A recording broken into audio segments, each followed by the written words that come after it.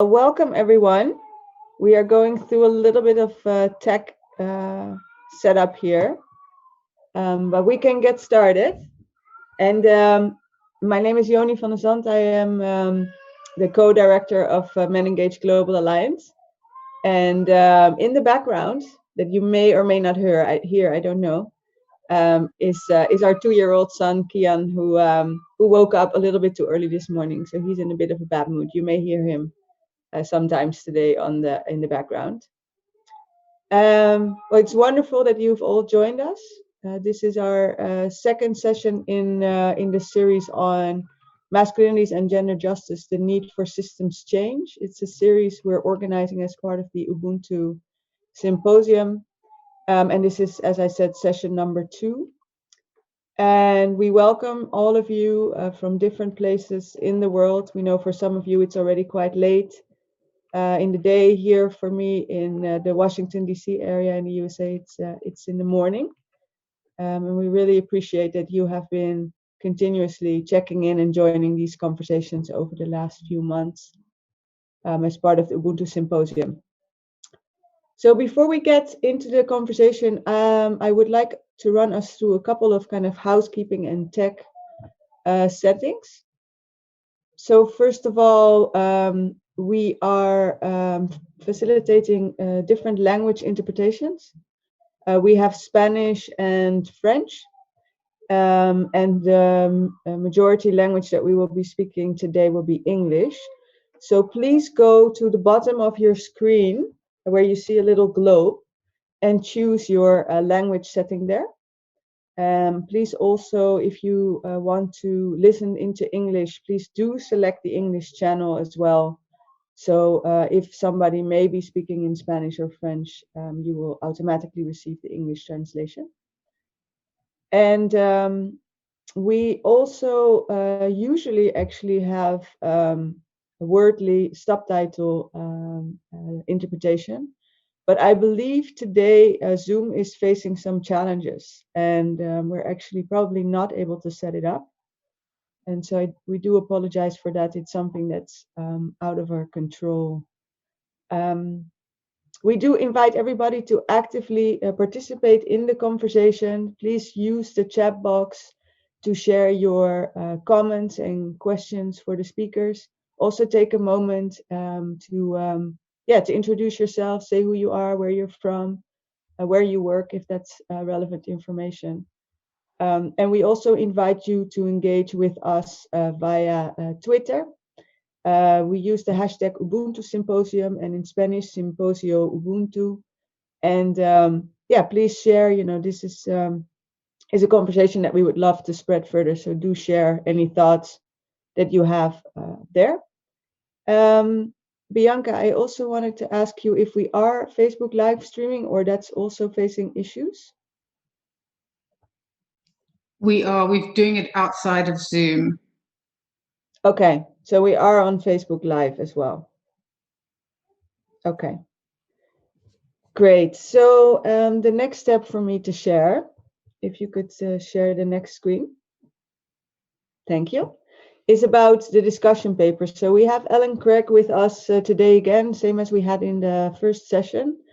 And as I mentioned, this is session number 2 in a series in which we are presenting and discussing this paper, Context and Challenges for Gender Transformative Work with Men and Boys. And Alan is with us. He authored the paper, and he will be explaining more about it.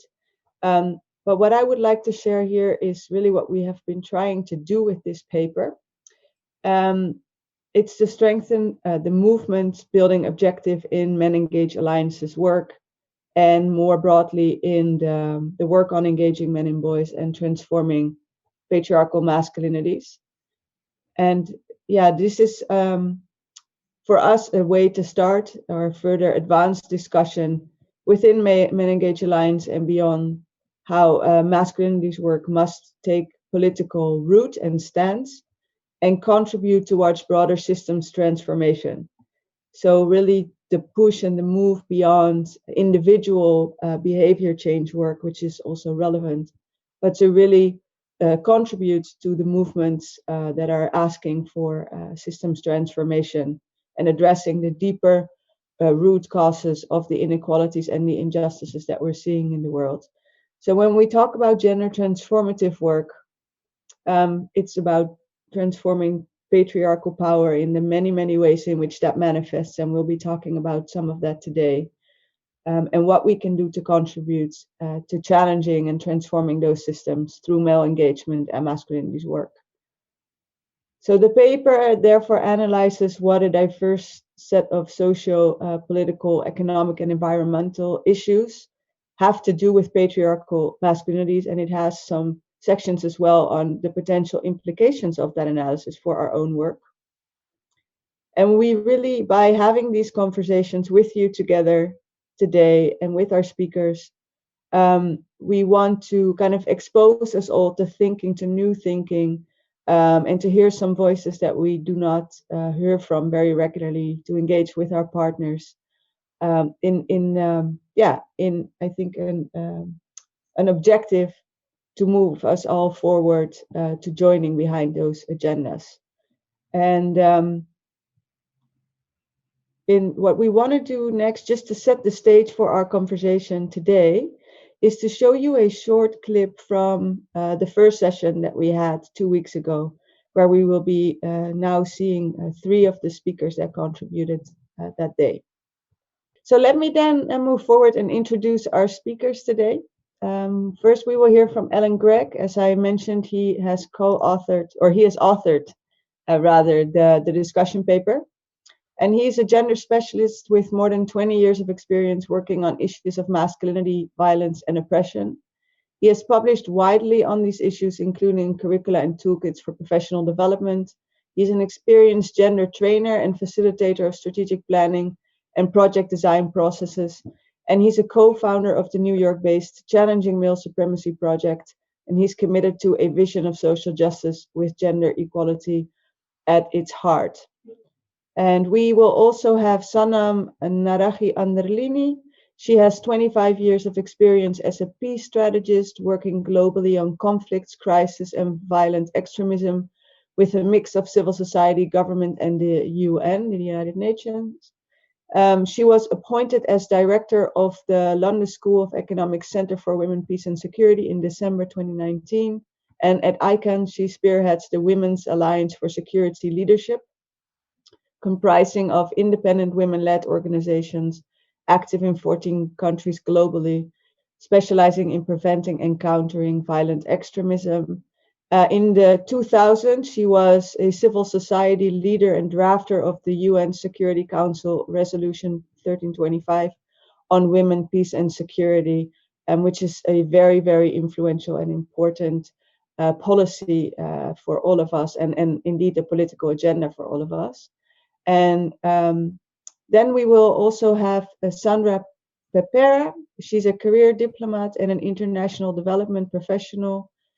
Before joining NDI as its director for gender, women, and democracy, where she works right now, she spent 13 years as a senior officer at the UK Department of International Development, and where she was working on programs in the Caribbean, Rwanda, Burundi, and Sudan. And she's also been active in British domestic politics and has been lecturing in political science and international relations at the University of Ghana, amongst others. And then we have Dr. Nick Galasso. He's the senior researcher on economic inequality, governance, and the far right at Oxfam America in Washington, D.C. He leads Oxfam's work on economic inequality and governance, and he is the co-author of Working for the Few, Political Capture and Economic Inequality, which is the report that calculated that the 85 richest people in the world have the same wealth as the poorest half of the world's population. And for Oxfam, he has also blogged on why is the far right so hostile to gender? How does it understand masculinity? So very important for our conversation today. And we will have also Dean Peacock. He works at Women's International League for Peace and Freedom as the director of a multi-country initiative to mobilize men for feminist justice. Many of you, I'm sure, know Dean, of course. He's the co-founder of the South African NGO Sonke Gender Justice. He's one of the co-founders of MenEngage Alliance. He has published widely on gender equality, masculinities, and violence, and on health and human rights in many major news outlets, books, and academic journals. And he is currently a visiting scholar at the University of San Diego's Joan B. Kroc School of Peace Studies, an honorary lecturer at the University of Cape Town School of Public Health, and a senior fellow at Promundo and an Ashoka fellow. So we are incredibly excited to have you all join us. Thank you so much. We look forward to hearing from you. We have really set today up as a conversation between the speakers. So we are looking forward to a very dynamic interaction. We encourage all of you, also participants, to ask your questions in the chat box, share your comments, share your thoughts. I will try to pull in some of those questions into the conversation as we go along. And yes, today's conversation will really focus on political context. So chapter 2 of the discussion paper on authoritarianism, ethnonationalism, and militarism. So you will understand now why the biographies of these people that I just read out are so fitting for the conversation we'll be having. So before we move on to Ellen presenting the paper, I just want to check in with Bianca for a moment if we are able to show the video of the last session at this point. We'll give that a try. As a feminist working in the Caribbean for the last decades, seeing MenEngage create this document as a kind of visioning for its steps forward as it situates itself at the intersection of gender justice, climate justice, and economic justice movements, for example.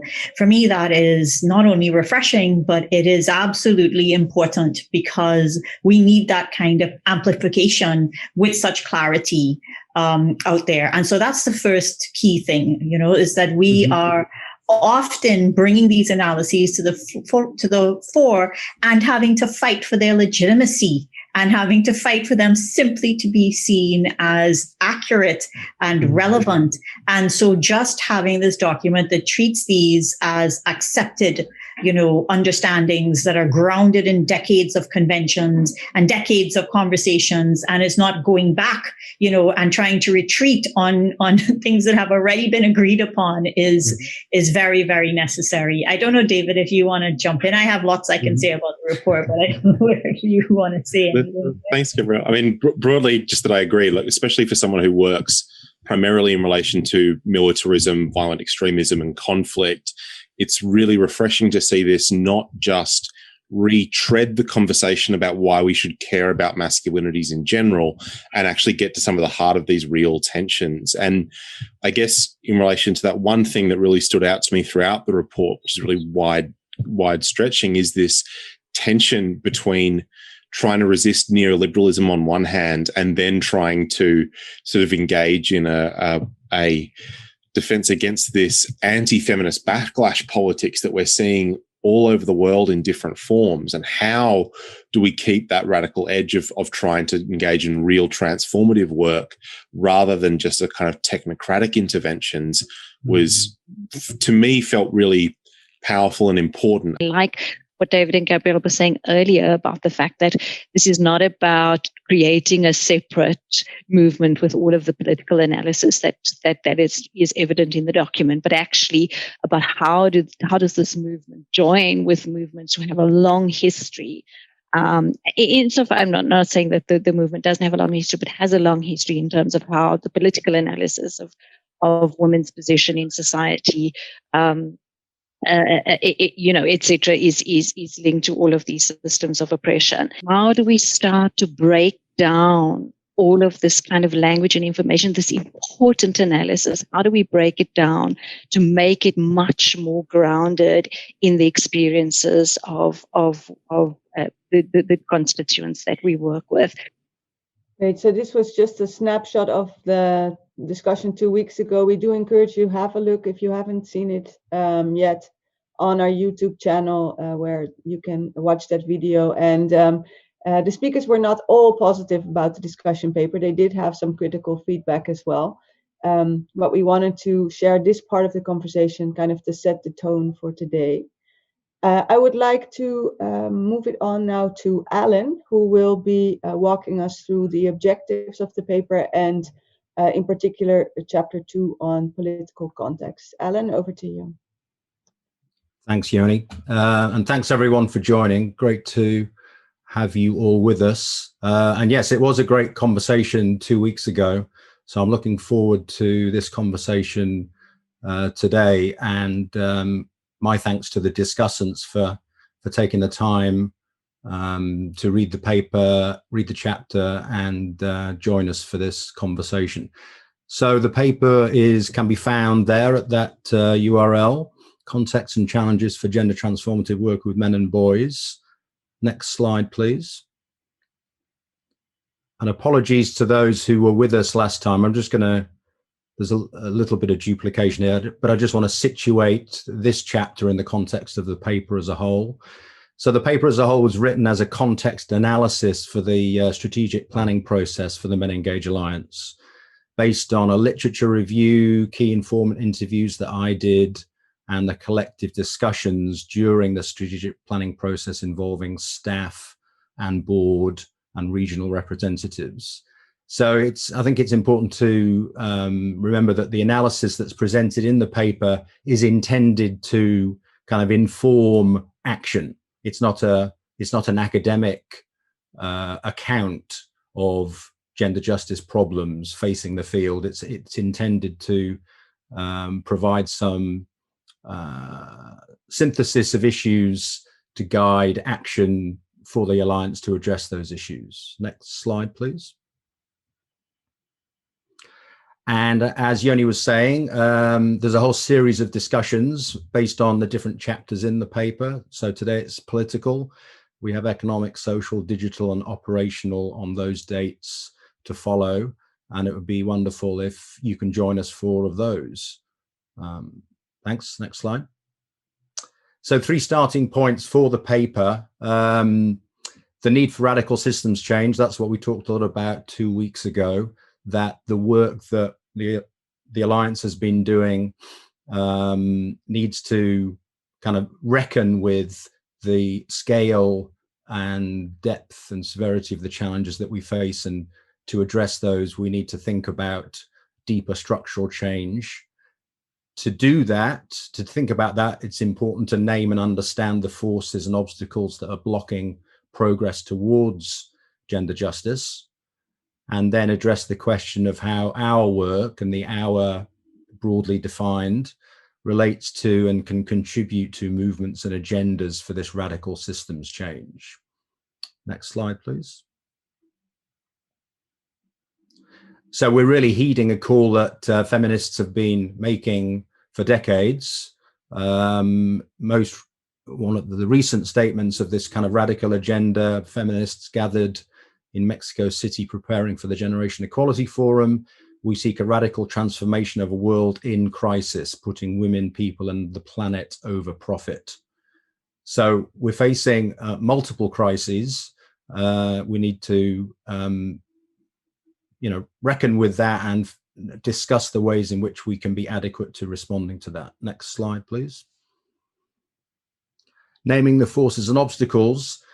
These are some quotes from the Women's Rights Caucus. They talk about the neoliberal economic order being a key structural barrier. They express grave concern at the rise of authoritarianism, fascism, nationalism, xenophobia, supremacist ideologies, and fundamentalism.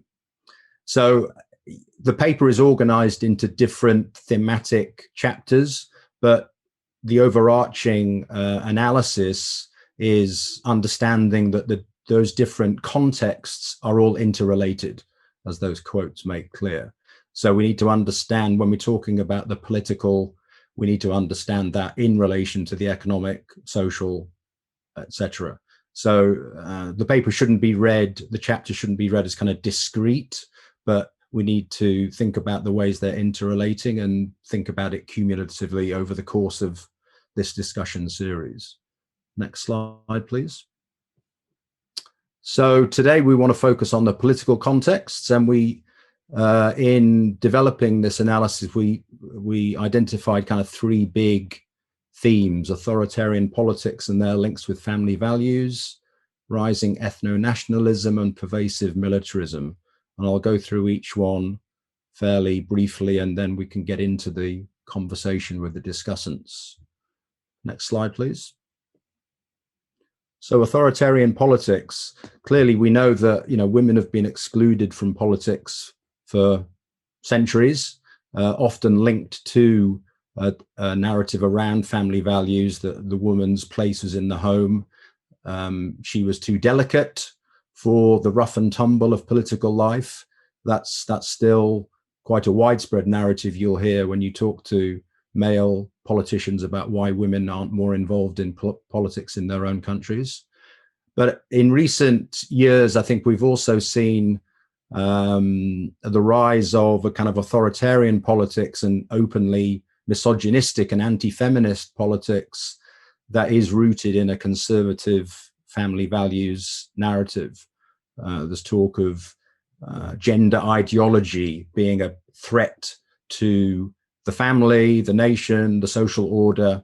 So this putting women back in the heteronormative family has become a kind of mainstay of that authoritarian politics, sometimes linked to literally a strong man in that kind of patriarchal figuring of the male political leader. But I think it's important to kind of unpack these family values narratives and where they come from, because I think we tend to think of them as being coming from a kind of socially conservative origin, and clearly that is one root of them, one origin of them. But it's important to note, I think, the ways in which that narrative of family values has also been attached to neoliberal ideology and policies. And one way to understand neoliberalism is as an attack on the idea of the social, the idea of society. Margaret Thatcher, Prime Minister of my country, a few decades ago, said there's no such thing as society. There are only individuals and their families. So this attack on the idea of the society led to an emphasis on the family as the mechanism through which capitalism is socially reproduced. So the state doesn't have a role in supporting that social reproduction. The state's role is to kind of manage the economy and indeed protect the economy from democratic interference. So we see from the 80s onwards retrenchment of social welfare funding in many countries across the world. And I think what goes along with that is an emphasis on and an anxiety about the family and its healthy functioning and whether it can play this role in social reproduction for capitalism. And one way for us, I think, concerned with work with men on masculinities, is to think about where our work on fatherhood sits within that. Because I think you can see fatherhood, certainly funding for fatherhood programming in different countries, certainly in the US, President Clinton's welfare reform led to increased funding for fatherhood programming. So you have both at the same time cuts in social welfare spending and an attention to individualizing the problems of social reproduction in terms of healthy families and the role of fathers within that. And that's something for us to think about in terms of how we develop our fatherhood programming moving forwards. I think another way in which that family values discourse has played out for neoliberalism and its attack on the social is to create a kind of democratic void. It's undermined the idea that the state has a responsibility to such a thing as society, and that the state is a kind of expression of society's care for itself. The state's functions are reduced to, as I say, economic management and national security. I think with the economic crisis of 2008, you can certainly see that it was not only an economic crisis, it was a crisis of political legitimacy, because the state's economic management functions were clearly breaking down. And within that, then you have a kind of democratic void into which these authoritarian strongmen have stepped to reassert some sense of control. And some of those problems with democratic voids and authoritarian politics you can see in the COVID epidemic, I think. Many states being unwilling or unable to fulfill their social contract to care for society.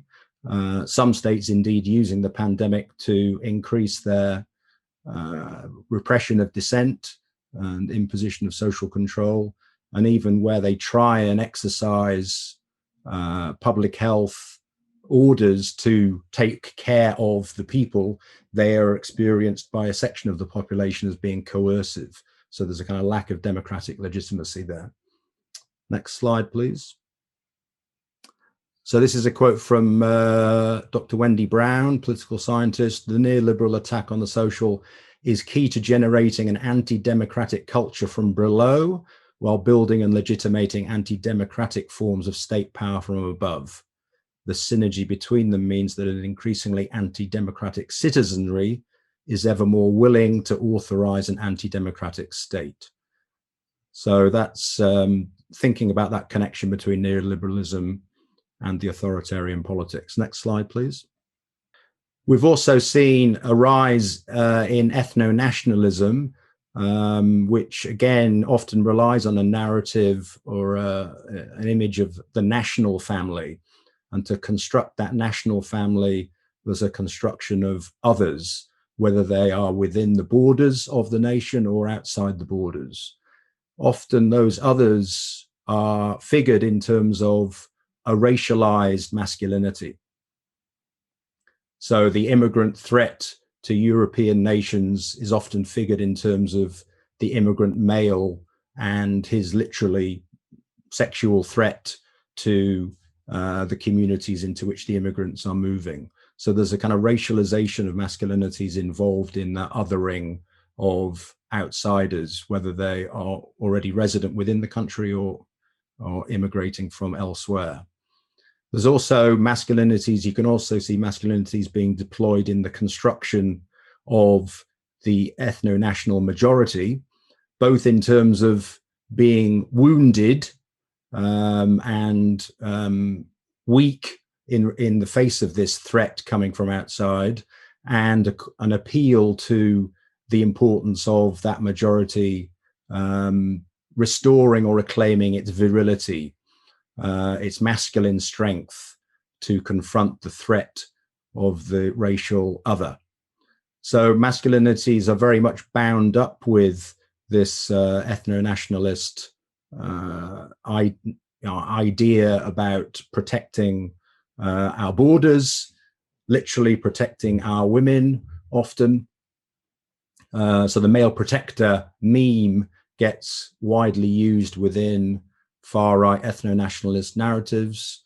It also gets, the gender politics of this can also be more complex, because certainly in parts of Europe, there's also the claim made by far-right parties that they are defending European modernity, which is also linked to some notions of gender equality, from the barbarism, the gender primitiveness of the outsider.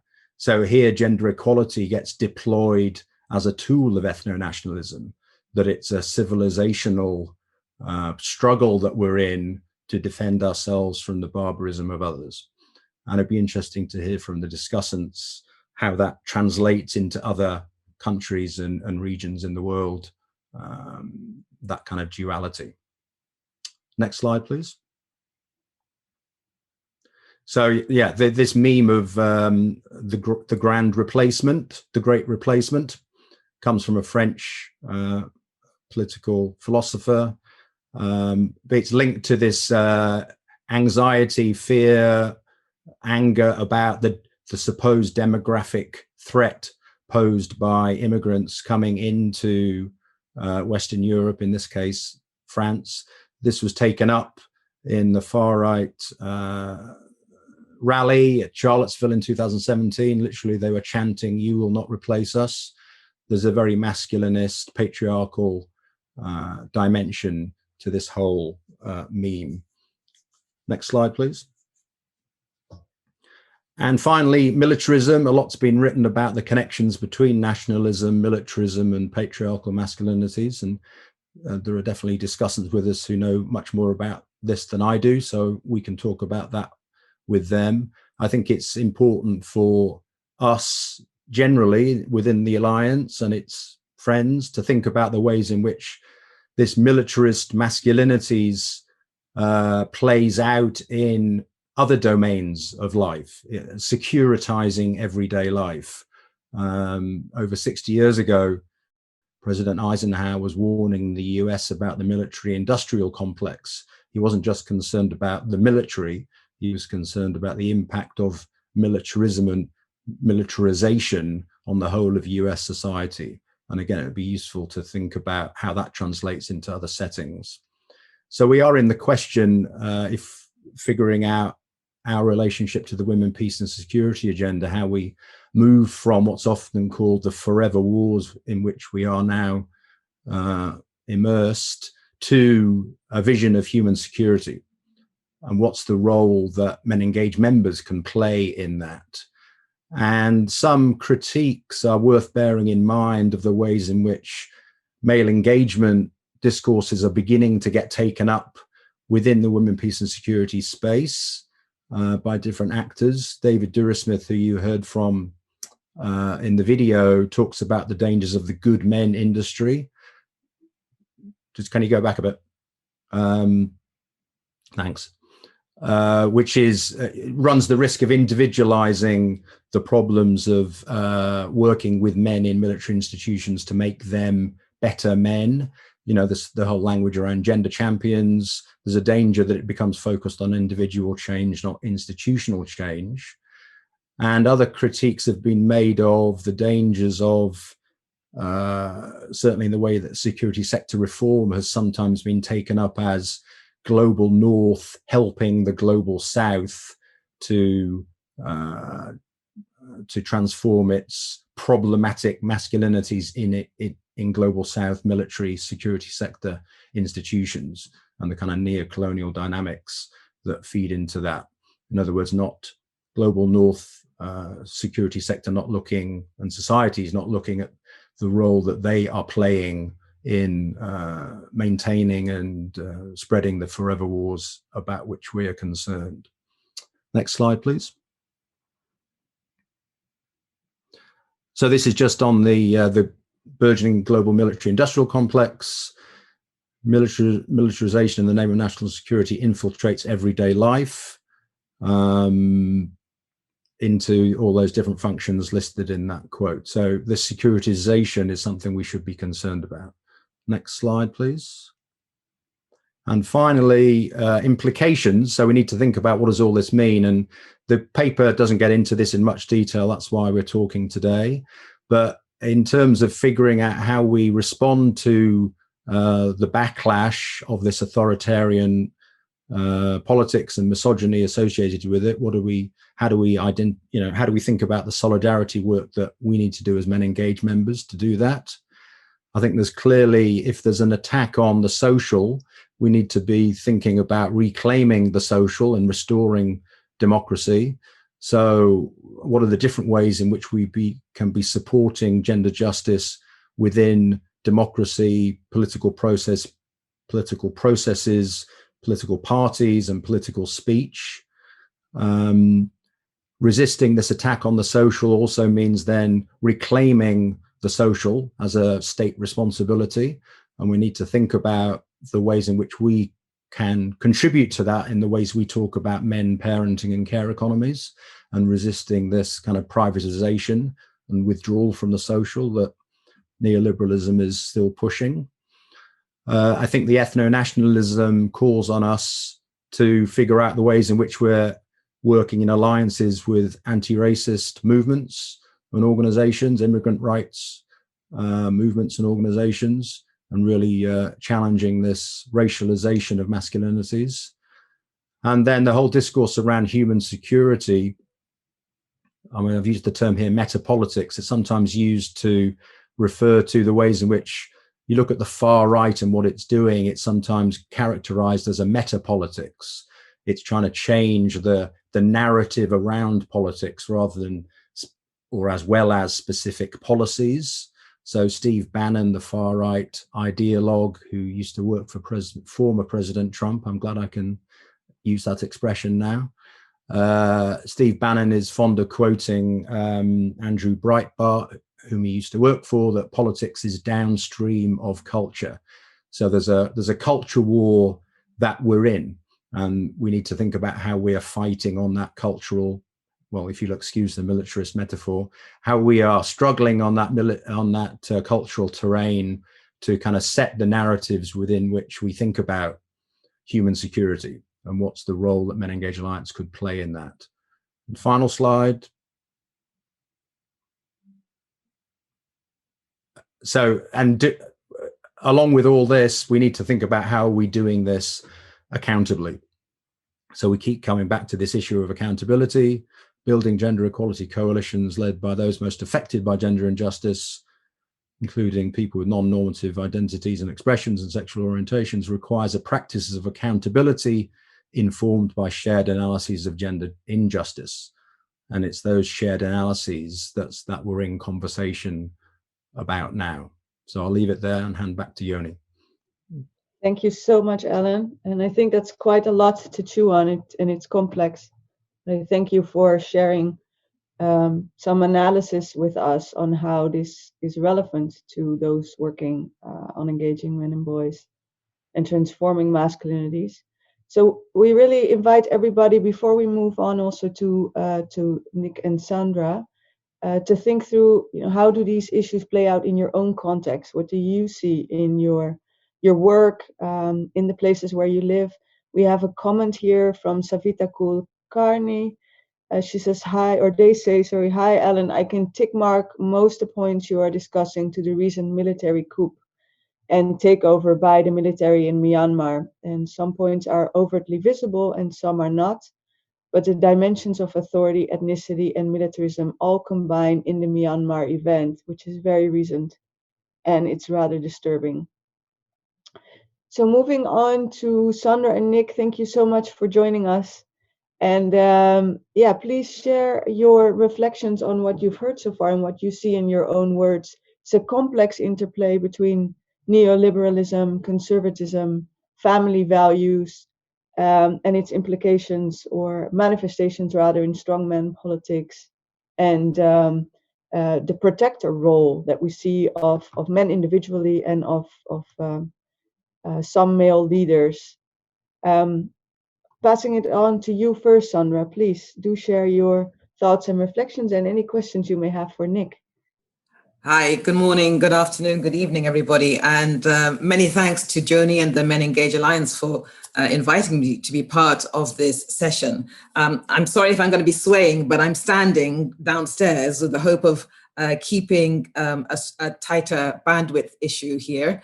But it does mean that I'm not sort of, formally in a chair. Alan, thank you for that paper and the analysis that's contained in it.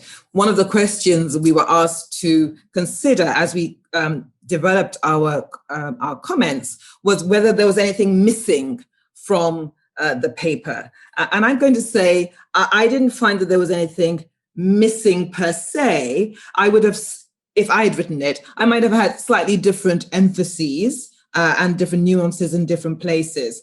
So I think for me, and I think this is going to be really important as we move from analysis to praxis, the issue of the tactics of these systems,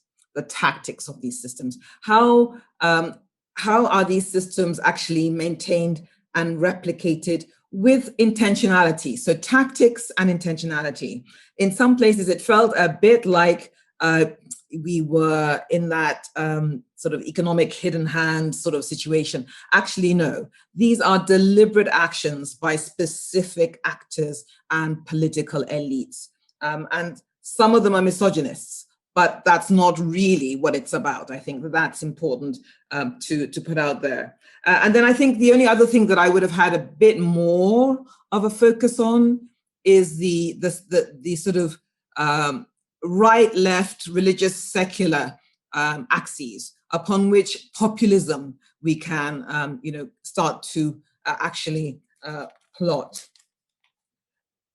If I'm thinking about the three areas or the three issues that I'd like to kind of leave with you to think about as sort of things that I'm going to want to discuss a bit further. Of course, the scary resilience and universality of the gender norms that actually underpin our structures of power and politics. So Kalkani, I think she mentioned what's just happened in Myanmar. I mean, I'm sure all of us could point to these underpinning structures, but I think it's also important to see access to power not only as a structural hierarchy, but also as a currency, power as a currency, because then we begin to focus on it, the keeping of that power being more than mean, is what I'm sort of saying these days. It's more than mean. There's a deliberate political calculation behind it. And as I mentioned earlier, the tactics that we need to understand and address include the manipulation of those very gender norms, the divide and rule using intersectionality, technology, the use of shocks, which Alan also mentioned in his opening remarks. I think the second thing to understand is that changing this distribution of power is inherently destabilizing, and we may need to be more ready for the sorts of things that just happened in Myanmar, which is to understand that once you start playing with these structures and incentives and the flow of rents, the dynamics of change are neither linear nor sequential, and it's important to understand those, because in that sort of mess, gender norms, gender rights, gender protections are always further undermined and damaged. And then finally, the point that Alan sort of landed on, that we are in a moment of focused anti-imperialism, which is more than decolonization, which is obviously a moment of inherently feminist change. And I think that we're being asked to revisit the decolonization and put the final nails in the coffin of neoliberalism. But we first have to hold the mirrors up to ourselves and to understand and accept our own privilege and power. And in doing that, we may be able to move into a transformative state with less hubris, more honesty, and more humility. So those are sort of my opening thoughts and remarks. And I'm going to ask Nick a couple of questions, and really looking forward to hearing from you, Nick, not least because, of course, you come from the economic background. I mean, I'm always asked, which is more important, political or economic empowerment? And there's a very long answer to that, but my short answer is that it's clear and evident that without political empowerment, all other rights and protections are under threat. But in that context, I'm also going to ask you whether the dynamics of power and inequality in economics are as gendered as those are in politics. Thanks, Sandra. Great questions, and welcome everybody. It's lovely to be with so many of you, and from just around the world. It's really just an honor to be able to have this space to talk. I will just say that, just given the context in which I am thinking about these issues and working, it is largely a U.S. context. So I'll just apologize about that up front a little bit. So I want to answer Sandra's great question about power and gender in the field of economics. But first, I just wanted to talk a little bit about Alan's analysis itself. Just so you folks know, I've been talking to Alan and working with him a bit for the last couple of years around these questions of ethnonationalism and racialized masculinities. I work for Oxfam. Of course, we are known as an international development organization, but increasingly these questions around the threat posed by the extreme far right and what that means for our agenda working with refugees and immigrants, our work on LGBTQI rights, reproductive rights, our general commitment to liberal democracy and liberal institutionalism. And so, we've been talking about a lot of the substance of this chapter for a couple of years, and it's really helped to inform the way that I conceptualize these issues.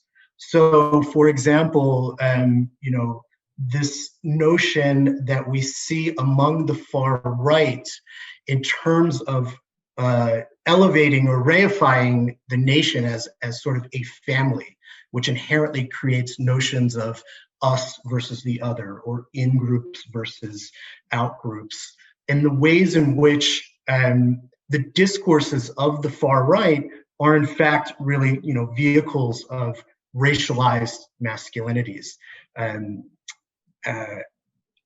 I think the clearest example of this is if, this is sort of scorched in my mind, is thinking of Donald Trump coming down the escalators of Trump Tower in 2015 to announce his presidency, and, articulating very clearly this vision, this threat of the non-white, non-American, Mexican other who's going to come to the United States and inflict sexual and other types of violence on our citizens, and particularly our women and our children and the like, who need to be protected, right? So this gets us to thinking about, as Alan said, the role of narrative in terms of far-right politics.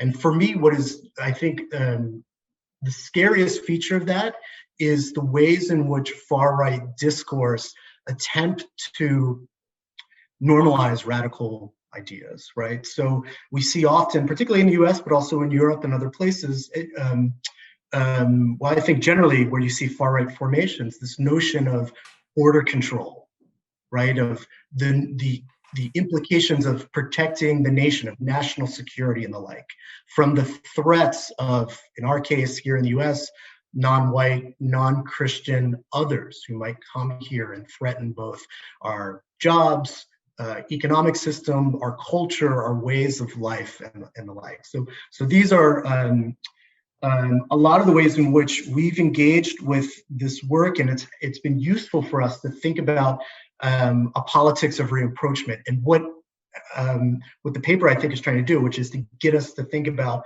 moving toward action. Now, with that said, in the field of economics, this is a great question, right? Thinking about the role of power in economics, power and gender in economics. I think it's not controversial to say that economics as an academic discipline, like a lot of the sciences, particularly in the West, was a highly patriarchal space and a highly even misogynistic space. So, just in terms of its exclusion of women and minorities and the like, but even sort of its ontology of basing sort of human endeavor completely in cold notions of rationality, the hegemony of what spaces are actually relevant for economics. So thinking about all the hidden arenas of work, particularly care work, right, that largely existed outside of the discipline itself.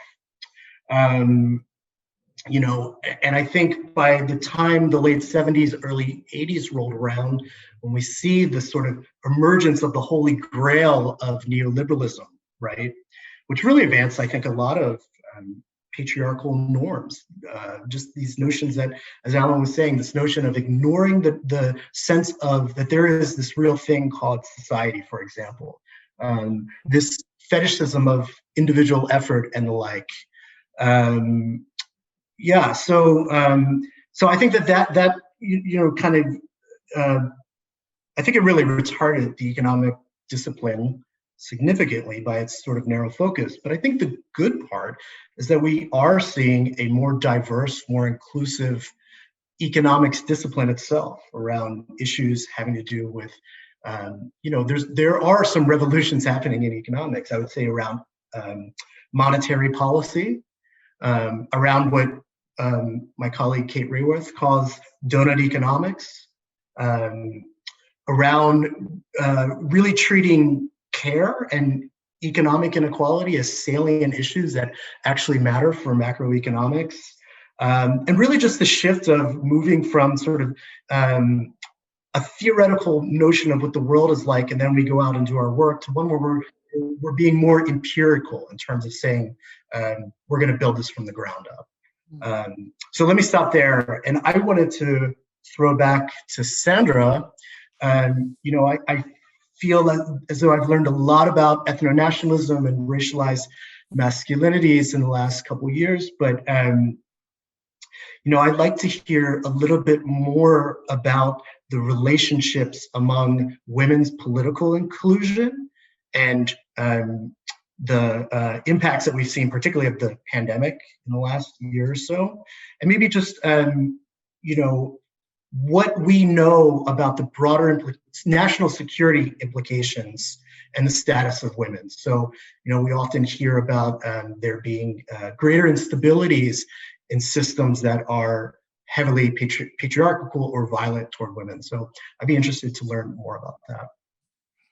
Thanks, Nick. I loved the reminder about how much of our lives sit outside the formal and traditional economic discipline.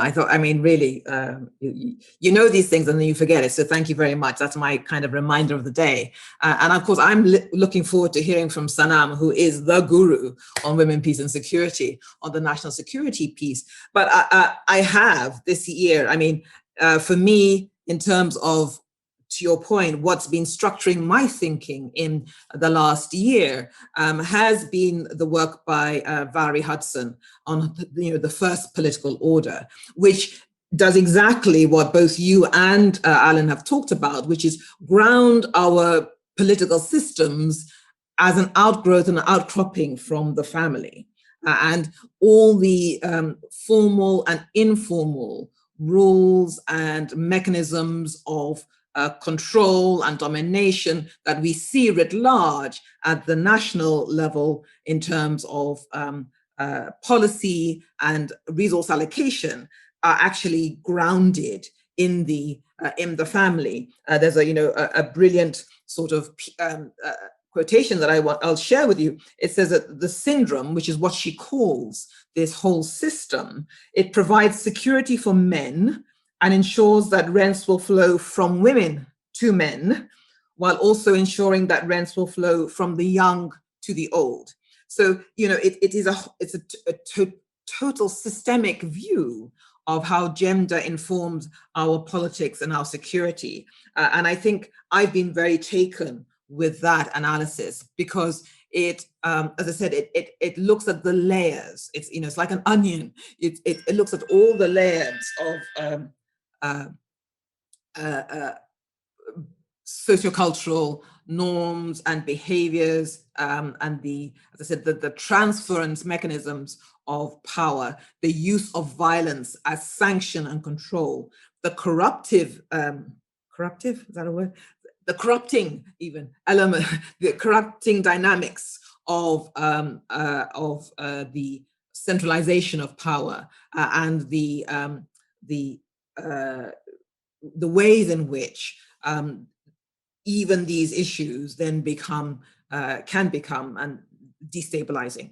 And then you have, as I said earlier on, the intentional mechanisms of actually reinstating and reinforcing the dominant patriarchal structures that are based there. And I think that in as we see it in politics, this is again, it's sort of almost obviously clear. If 75% of the world's elected politicians are male, that's number one. You then have a situation where of that 75%, 60% of them are over 50. So that's the age piece. So in some ways, the gender and age piece are very clear. And also, as you've made clear, and Alan's made clear in his paper, the race and gender piece. So I think that triumvirate of race, age, and gender are really the dynamics that we need to understand, and the the way the masculine norms and the distribution of power and politics impact those are at the heart of what we're talking about today, I think. Joni, do you have time for one more question, or do you want to move on? We're fine. So I do know that Nick actually has to sign off in a couple of minutes, so I just want to give him the floor to share some final thoughts before we have to let him go. And thank you for joining, Nick. Yeah, thank you so much, and thank you for being respectful of, unfortunately, other commitments. Trust me, I'd rather be talking with you all. I think, just as a last comment, I really appreciate what this paper is doing in terms of trying to push us towards kind of conceptualization to action in a lot of ways, right? And perhaps I appreciate this because this is a similar process that my organization is going through, right? Like how can we really show up in these spaces? How can we be strategic in these spaces?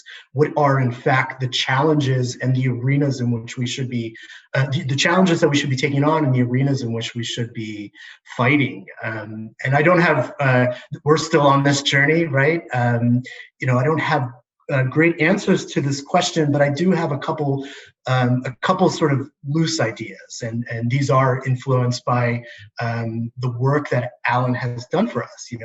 I think in terms of work with men and boys, I think that in addition to being very forceful in terms of confronting right-wing extremism and right-wing discourse and narrative, we really have to do a better job of exposing and confronting spaces where misogyny is really becoming and has become quite violent, vile, and demeaning. And I'm talking about, of course, the internet. I'm talking about online spaces, the dark web, what we can call the manosphere and the like.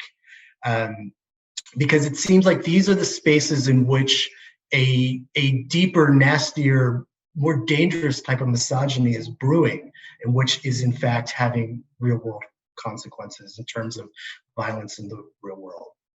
I think secondly, and this is a harder, maybe not a harder challenge, but in my mind, these are all hard challenges, I guess, but I think we need to do a better job of drawing the linkages among the patriarchal masculinities emerging from the far right and economic justice work that's being accomplished at the community levels, right? So what are the ways in which we can find common linkages among working people? I think part of the far right allure, far right discourse is suggesting that, the economy is in a sense a zero-sum game between people like us, right? Maybe in the US, we're talking about working class whites and the like, and those who are culturally, racially different in some capacity.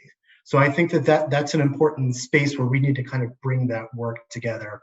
And then lastly, and maybe this is, I don't know what you might think about this, but particularly given the rise of anti-liberalism that we've been seeing in places where strong men and the far right have entrenched themselves, I think that there really needs to be a stronger conversation, especially among young men, about the differences between mass democracy or mass politics, which historically, can feed into fascism and the like, and the institutions of liberalism and why we should support the latter, warts and all, right? So those are just three ideas about how we might really kind of get into the real world and kind of arenas where we might actually engage in action. As Yoni said, I do have to run now, and it was wonderful to chat with you all. Thank you all for the space. Thank you, Alan, for the wonderful paper. Thank you to the panel, and thank you, Sandra. It was great to talk to you. Thank you so much for joining us, Nick, and I'm sure we will be able to follow up in other ways on this conversation. And Sandra, thanks so much for sharing your thoughts so far. We will hear more from you and engagement with the other speakers as well. We want to now move on to Dean Peacock. and Sanam. Really wonderful to have you with us. So I think we focused a little bit more on neoliberalism, political dynamics, the strongman politics were mentioned here. Both of you work very actively on militarism and countering militarized masculinities, working to advance feminist peace and the women, peace and security agenda. I would love to hear some of your reflections on the conversation so far, on what's in the paper, basically on your own work, and what kind of analysis and as well as ways forward you think would be interesting to share with the participants today. I want to start with you, Dean. Please share your thoughts and then pass it on to Sanam. Great.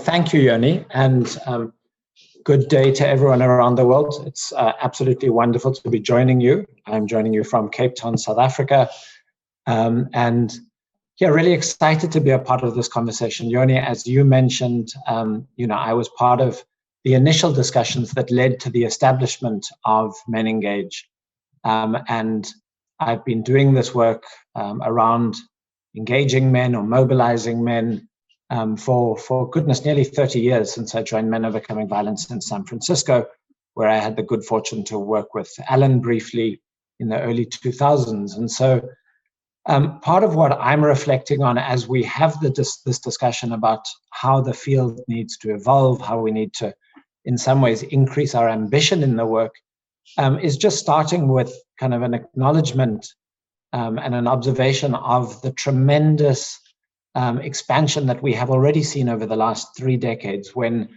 I started volunteering at Men Overcoming Violence in 1993, it was unimaginable that we would be having a global conversation, really of any sort, about men, masculinities, and gender equality. And so I do think it's worth taking stock of that remarkable accomplishment, and to congratulate you and Lakshman and the leadership of MenEngage for shepherding this process along. And I think, MenEngage has really focused in the last handful of years on embodying some of what Alan calls for in his excellent paper, kind of bridging the different social movements, connecting the work of organizations that have historically worked with men to advance gender equality with the women's rights movement, thinking about climate change. And I think that is really remarkable. So congratulations to you all and to everyone on this call. I mean, everyone here is involved in this work in different ways in different places around the world. And I think, this session in some ways is grounded in a quest for more ambition, as I said earlier, to really think about how we connect with other social movements. Now, we've been thinking about that for a really long time. And I have been part of many conversations over many decades in which we've said we must reach out more, ambitiously to labor movements, to trade unions, to women's rights organizations, to people working on indigenous rights, LGBTQI rights. And so in some ways, one of the questions I sit with is kind of what has impeded our action on that agenda. I've been reading in preparation for today's session a number of critiques of the women, peace and security agenda and the ways in which kind of efforts to engage men have been situated within that. And a lot of those, I think, come back to a critique that the work is too focused on individual men and on social norms and kind of harmful norms about masculinities, and not sufficiently focused on the politics of the work, on holding leadership accountable at a political level, and not looking at some of the transnational forces that drive war and militarism, that drive conflict. And so I think, a question that we must engage with, and I'd be curious to hear Alan, Sanam, and Sandra and your own thoughts on this, is kind of what has impeded our ability to follow through on these often stated commitments to be more collaborative, to reach out a little bit more, to address what I think we all know are forces that shape the beliefs and attitudes and practices of men in the communities in which we often do quite narrow work, right? And so that's the first question I sit here with is, despite the recognition in many papers over many years that we have to make the work more political, and I'm thinking back to a fantastic meeting in Dakar in 2009 titled Politicizing Masculinities. We sit here in 2021, I think acknowledging that some progress has been made in that regard, but still, I think recognizing we're still stuck in a slightly more neoliberal paradigm of trying to change individual men, communities of men, and often men in grassroots communities. And I think this is part of the neo-colonial kind of structure of foreign aid, is that we end up often being funded to do work with the men who have the least social power, the least political power, the least economic power, and the men who we need to reach in order to address, for instance, the arms trade, or to think about, you know, the impact of the extractive sector on war and conflict.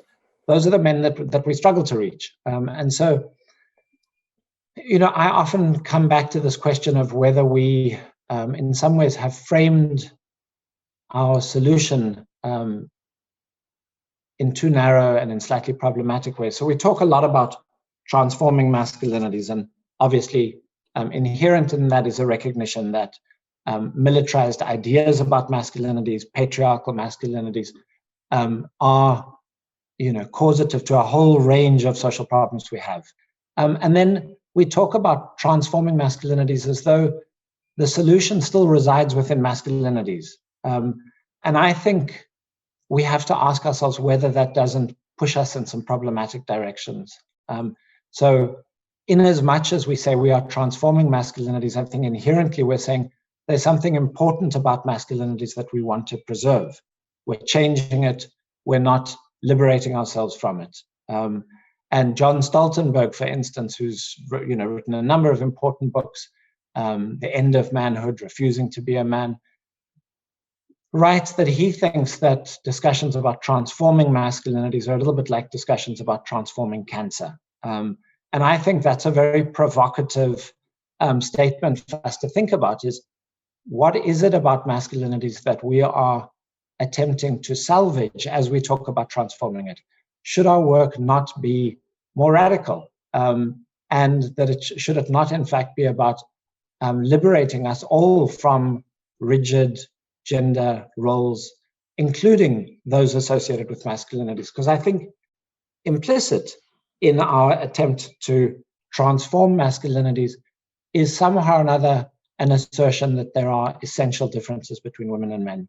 And I think we must take that seriously. I think it's part of what contributes to the kind of siloed work that Alan describes in his paper. And I think it's potentially part of why the field of working with men and boys has not connected better historically with the movement for women's rights and gender justice. Alan and Michael Flood, in their paper that they just published, that UN Women just published on field formation, I think also raises some really interesting questions about the focus on masculinities and the ways in which it pushes us to think about individual traits and social norms and cultural phenomena rather than political economy. And I think as we bring militarism into the discussion, you know, it's really important to think about why individual men participate in, glorify militarism and war. But I think we have to think about what the institutions are that create militarized masculinities. And we have to think about political economy. So if we think about a country like the DRC, we know that a major driver of militarism and conflict there has been the extractive industry, diamonds, cobalt, and other minerals. Our focus on transforming masculinities in the DRC has very often been simply on attempting to change the behaviors of individual men in local communities. We haven't done as much, and I think the framing is part of the problem, on looking at transnational extractive industries, the role of security forces and paramilitaries in driving conflict. in driving gender-based violence. And so I do think we have to think about this frame of transforming masculinities, the ways in which, as I say, just to summarize, I think it puts us into a bit of a cul-de-sac with regards to essentialism, and in the ways in which I think Alan and Michael and others correctly suggest it pushes us away from thinking about political economy and towards just the cultural. The last thing I want to say, as I grapple with this work around militarized masculinities and attempting to hold political forces, forces of transnational capital accountable, is many of the strategies we have developed in this field of engaging men and boys aren't up to the task. So when I think about, for instance, the work that we did at Sonke Gender Justice to hold the gold mining industry accountable for the ways in which it exploited men and forced women to then take care of men as they died of silicosis, we didn't appeal to men in positions of power and management with a gender analysis. We didn't say to them, we want you to think differently about being men. We joined a class action lawsuit to force them to compensate miners affected by silicosis, and to change the laws in South Africa around transmissibility of damages, so that the widows and the caretakers of ill mine workers received funding from the mining industry and from the state. And so I do think, as we think differently about the movements we need to connect with, as we think differently about who we hold accountable, and we shift our gaze from kind of individual men to transnational capital, we have to think differently about the strategies we use. And that, I think, is something that we're still grappling with. So I'll stop there, and I'm dying to hear from Sanam, who, as you pointed out, was one of the people who helped draft the Women, Peace and Security Council Resolution 1325. And as I understand it, Sanam, you also pushed for a connection between the Beijing Platform for Action's focus on engaging men and boys and stronger language within the WPS agenda on engaging men and boys. And so I'm really curious to hear your thoughts on where that has gone, and what you see as having been some of the obstacles to the realization of the vision that you articulated fully 21 years ago. So thank you. I'll stop there. Thank you. Thank you. It's really great to be in this conversation. And as I've been sort of thinking about what I've been saying, it's also now in reaction to what I'm hearing. And so bear with me if I sound slightly incoherent. But I wanted to just sort of very quickly give you my journey of how I came into this space. And it's not just the 21 years, actually. It's being 11 years old and experiencing probably the first modern kind of revolution that brought into the public global domain, actually a regime that is hyper masculine and hyper kind of extreme in its ideology. That was the Iranian, the Islamic Revolution in Iran in 1979, and we can talk about how that's played out and where we are now, 40 years later. But the reason why I bring that up is that it was really the first time that, at least we saw on a global scale, that a regime comes into place in the modern times, and it had misogyny or the subjugation of women as a core ideological element of its political agenda, right? It calls, so 40 years later, the Iranian Revolution, the Iranian regime is called the Islamic Revolution. Its economics is not Islamic. Its politics is kind of made up. The figure of the supreme leader is really a made up kind of methodological thing that Shias have made up. But it's not necessarily an Islam. The only pillar of this Islamic identity that exists is the way that they've treated women. The fact that they imposed the hijab, the fact that they kind of shifted the laws and took away a lot of the rights of women that women had. And so for me, so it's a very personal thing, because to this day, I live with the consequences of that, right? At the same time, it's been that experience that brought me into the world of women, peace and security and everything, because what I saw in my own family, and then subsequently in the 25 years that I've been in this field, is that when you have crises, women emerge at the local level and they become the first responders. Whether it's war, whether it's humanitarian disasters, whether it's COVID, you see a cohort of women across the world in communities, etc., from all sorts of backgrounds. But there's particular types of women who just say they run to the problem while others run away from it. And that's really the impetus behind, for me, what became the Women, Peace and Security agenda. It was saying, not only we need to be recognizing how women's bodies and how women are being affected by conflicts and crises and so forth, but we need to recognize that there are women who are the first responders and they're agents of change, and they are transforming the reality on the ground. And we need to have them at our peace tables and in our processes, and we need to have a what we call now gender responsive approach to how we handle crises. So that to me was the impetus, the story and the work of these women. And it's universal, because what people that I met 25 years ago and what they were doing in Uganda and elsewhere, I can bring it fast forward to Yemen to 2015, and we see war comes, and again you see the rise of women who become peace builders and are actively against this stuff. So that agency factor is really important. Now, the challenges that I see with the agenda is that, number one, actually the WPS agenda was colonized very early on.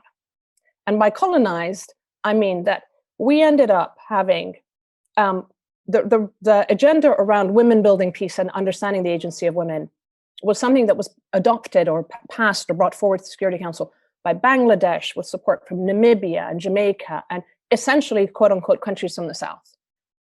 But the countries from the North, who basically have the power, the US and the UK and others, were the ones who brought forward and have been pushing the women as victims of violence agenda, the sexual violence and the rape agendas.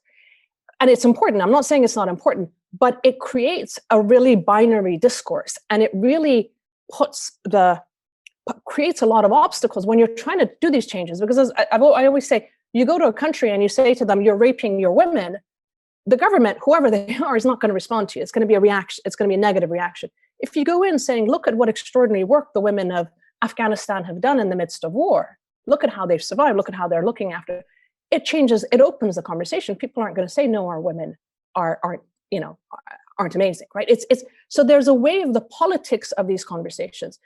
But victimization, I think, has been a really important sort of framing this. That's one thing. The second element, and people may despise what I say here, right? But I really think we have to understand this, that there's been a colonization of the agenda from Western feminist organizations. Because, again, in my years of work, when I've worked with women on the ground who are living at the forefront of crisis, they always talk about the men. Women peace builders, women human, they're always talking about whether it's the young men, whether it's the military, whether it's their sons, they bring the story, the human lens of what is happening in the midst of crisis to the international space. That's one of the biggest elements of what this agenda has done. Unfortunately, much of the scholarship and discourse at the international level has become that this is about women's rights. So it's almost like a binary, again, it's with this binary thing that women on the ground are saying, we want to be at peace tables, we want to be in processes to talk about peace, to define peace and security as we see it as women and human security and so forth, but for everybody. But you bring it to the international level, and the discourse is, we want women at the peace table to talk about peace for women. It's, and I can tell you, as one of the first gender and inclusion advisors in the UN system, in conflict settings, I was often put in that situation where it was like, you can come, but you can only talk about women. I'm like, no, I don't want to just talk about, because any issue that we talk about is not just a women's issue. Reproductive rights or reproductive health is as much my issue as the men's issue. We don't produce babies out of nowhere, right? All of our issues are combined together, and we really need to think about the fact that we're talking about women who have taken on the burden of responsibility to protect and be representative of their communities as a whole to the table to talk about everything. So there's a decolonization element that we need to talk about, I think. That's one thing.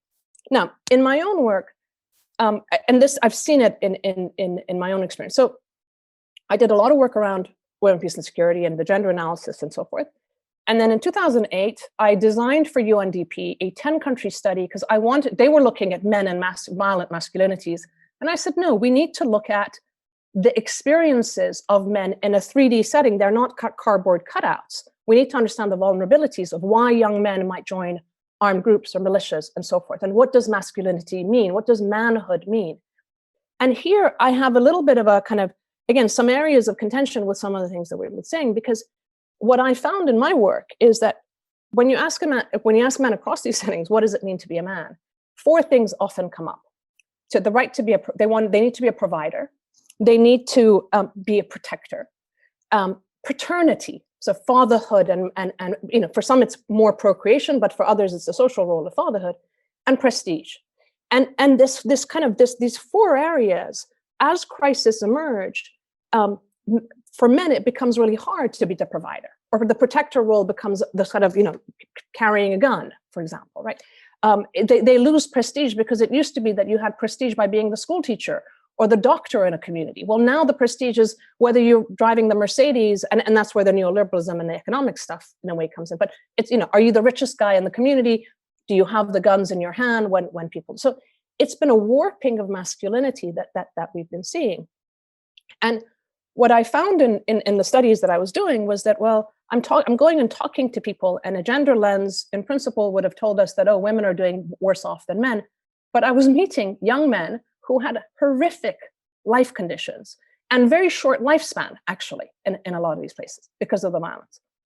So my question to UNDP at the time was, if we're meant to be doing economic development and none of it is trickling down to anybody, what is the nature of this? What are these policies? And it comes back to this thing that neoliberalism and all of the issues around cutting back social welfare, education programs, healthcare, et cetera, all of these things that neoliberalism has basically thrust onto the world for the last 40 years has actually had a horrific impact in communities globally.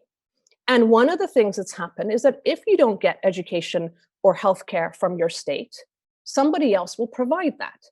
Hamas provides it, Hezbollah provides it, gangs in Jamaica provide it, Islamists, the church, etc. Around the world, entities with these other ideologies have been providing these services to people. And what it's done is that it's actually laid the groundworks for kind of fragmenting our societies as opposed to promoting social cohesion. Because you go to the Catholic Church in Latin America and they've taken on the poverty agenda. They provide people with as I say, healthcare and food and so forth, but they're also promoting the ban on abortions. You go to, I don't know, whatever, Hamas or Hezbollah, and they give you housing, but they also then promote their version, their ideologies. So we've had this fragmentation, and there's an intersectionality between neoliberalism and rising extremist movements. And these movements across the world basically have 2 elements that go together. There's sort of masculine supremacy. So male supremacy is, whether it's Islamist, white supremacist, Buddhist nationalist, it's men are at the top.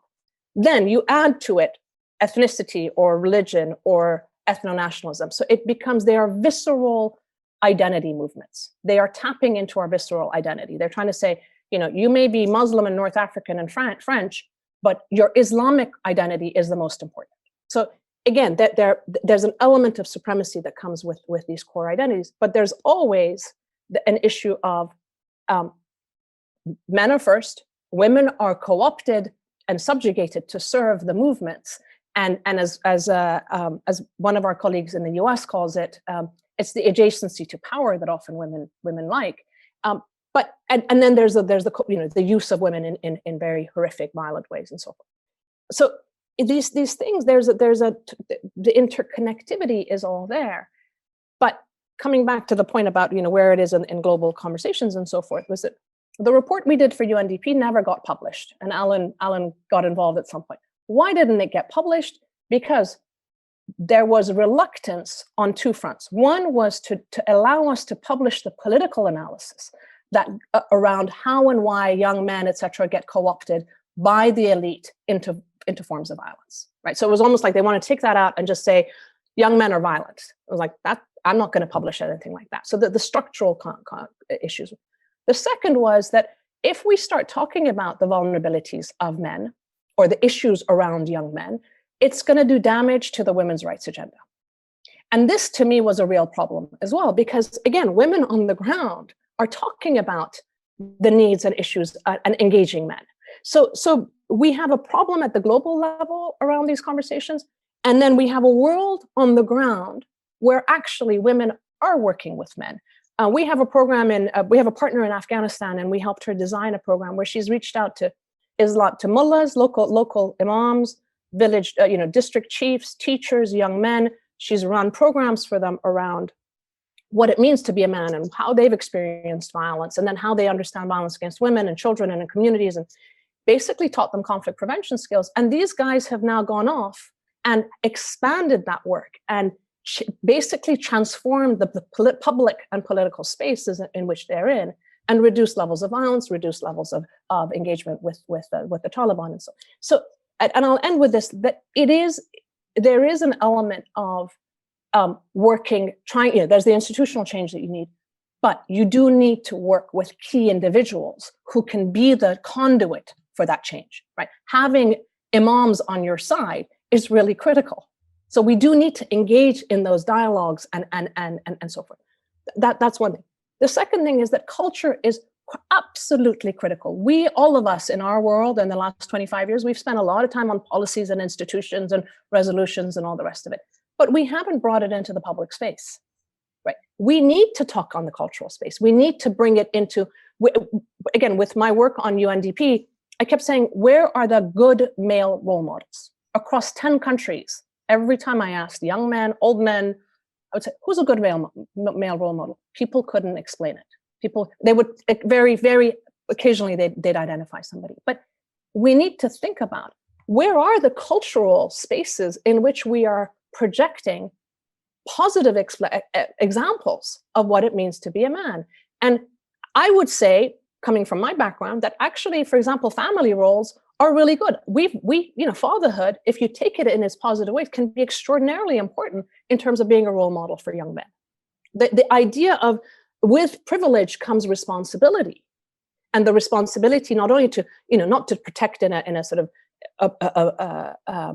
oppressive way, but to enable and to be there and to open spaces. These are all things that culturally we've had them in our various contexts in the past. But right now we're at a point where, to me, we're getting the worst of the old world and the worst of the new world. And as a community, we need to rethink this, and we need to be thinking about, as I say, what do we do in the internet space? It's not enough to just say we have all these problems. We have to come up with solutions. We have to think about it in terms of the young people, or the people who are going on the internet and being swayed into white supremacy or whatever kind of extremism. What are we offering instead? What's the alternative we're offering? My colleagues on the ground in Iraq and in Nigeria and also in Pakistan, they are doing really great work in providing these alternatives of providing a good cause and belonging and psychosocial support and economics and so forth. But it's micro, and it's that scaling across and being able to say, here's an alternative and here's what it looks like, and you can be part of something great here. Is something that our community as a whole hasn't done, and I would say, whether it's MenEngage or the wider women, peace and security community, these are conversations that we need to have. One final thought: we in the women, peace and security space have written a lot of this stuff. We have great work on economics. We've got great work on understanding extremism and all. One thing that the MenEngage community could do is actually reference those works, because they are part of gray literature. They're not the UN, they're not journals, academic. They're in the NGO space. So actually looking at what is being produced by women-led NGOs in this space, whether it's international ones or local ones, I think is a really important part of bringing out the voices and the thinking, because it's a lot of the most progressive thinking is happening in the civil society space. Thank you very much. Thank you so much, Sanam, and thank you, Dean, as well. Actually, we had, to that last point, we had quite some conversation with Alan how we can include feminist literature, the activist, the movement building, advocacy statements and analysis that are coming out into the paper. So we've done some of that, but definitely we need to do a lot more. I want to do one small attempt at summarizing a couple of the things that I've heard so far. I thought, just picking up on Dean's point, I think both Dean and Sanam, you're saying something similar, but from a different perspective. Dean came in saying, is masculinities actually a helpful framing? Are we not essentializing back to men and boys by doing that? Are we not essentializing back to culture? But we need to look at the political economy.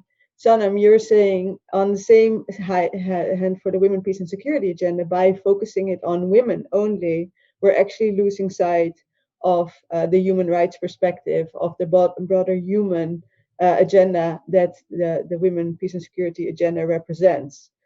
So there's something around thinking through when is, focusing on femininity or women's rights as a framing helpful, where is focusing on masculinity helpful, but where do we really need to? And I think that is what we're collectively working towards, seeing what does feminist peace look like, what does a human rights-based system actually look like. And that's the next kind of frontier to bringing these different agendas together. I wanted to pick up on something that Nick had said, which I think is the next part of the conversation. We want to focus more on how. So what can we actually do? I think we've had quite some theoretical conversation so far. But there is apparently quite a strong appeal for people to vote for or follow strongmen or political leaders. Like somebody in the chat mentioned, how do you work with mullahs? There's an appeal for voting for people like Trump, like Bolsonaro, like Modi. There are many, many other examples. So where does that appeal come from? And I think we really need to do a lot to understand what is behind that sentiment that many men have, and some women as well, of discomfort, of unhappiness, of not being happy with the current system, and therefore voting for people that have apparently very simple answers to resolving the issues. And I think it's because they provide such simple answers. And what I assume is actually underneath that is a sense of the economic system failing for people, the healthcare system failing for people. And so there is a need, I think, if we can collectively advocate for that what we are in favor of, which is human rights, freedoms for everybody, and a good life for everybody, that we can find more common ground to actually prevent people to go vote or otherwise follow the more extremist or strongman politics and individuals. So having said that, I would love us to move now more into the practical kind of conversation around how.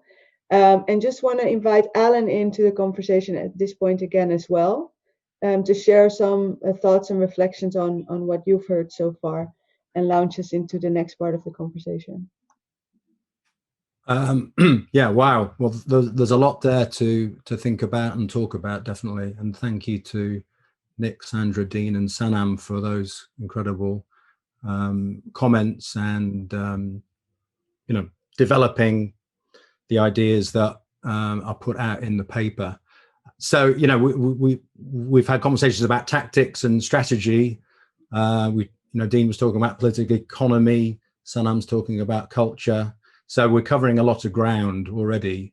I think Sandra's point about reckoning with the intentionality of what we're up against is really important, because the use of certain ideas around masculinity to advance, to hang on to elite power, to advance certain ethno-nationalist neoliberal agendas, and how do we kind of respond to that?